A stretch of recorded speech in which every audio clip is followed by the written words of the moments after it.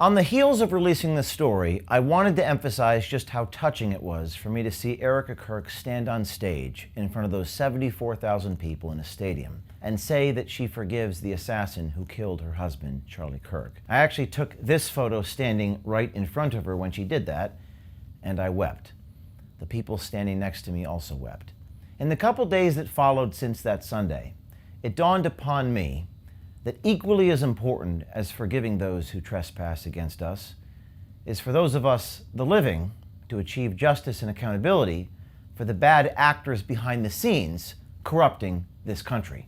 We must have a Department of Justice that is actually about justice. If we do not have any accountability for bad actors, good people, even God-fearing people, are going to resort not to forgiveness, but vengeance. We cannot allow that to happen.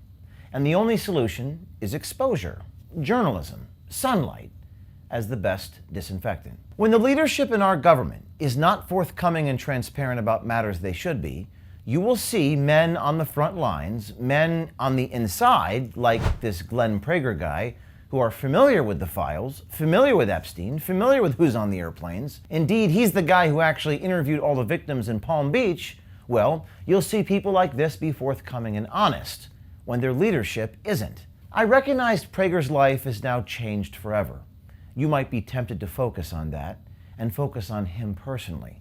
We have no doubt that no matter how much proof is provided by me, the powers that be will deny, deflect, personalize, and cover all of this up. You may wonder how it is these guys in our government so brazenly open up to total strangers in airports about national security secrets. Please note, this isn't about him or Glenn Prager.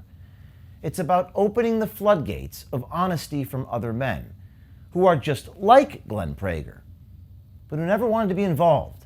We're just following orders. Prager lived with these secrets, and the horror of what he knows lives on his conscience, the weight on his shoulders. He lives with the guilt for knowing the truth. That is why he was so forthcoming in public in the airport. That is why others with national security secrets will continue to be so forthcoming to our army of citizen exposers. And there are many more out there like Glenn Prager. And now, right now, you who are watching must come forward and tell the truth and be transparent. Be a hero and do the right thing. In the last few weeks, I've reached out to top officials of the Department of Justice repeatedly ahead of these reports. Our attorneys even sent a letter to the FBI Director Kash Patel. There seems to be more of an interest, generally speaking, in covering their ass instead of telling the truth. While we expect that of the previous administrations, we expect better of the Trump administration and those who campaigned on the promise of transparency. Now, I was advised that reaching out far ahead of time would lead to this story being suppressed, something that my team, and I dare say all of the people who actually voted for this administration, can't comprehend. But these reports are going to continue coming out, and they will not be partisan or political.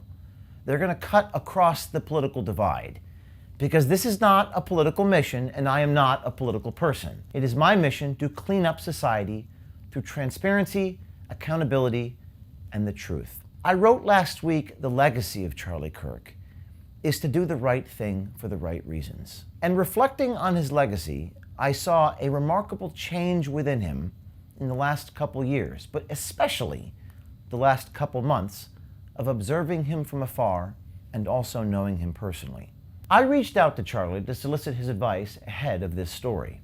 I was expecting Charlie Kirk to express the same reluctance as the top DOJ officials relayed to me.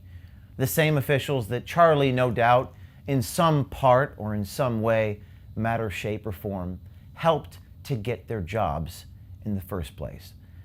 I told Charlie I was conflicted about what to do, and Charlie Kirk's last words to me were, "James, you should be a journalist first."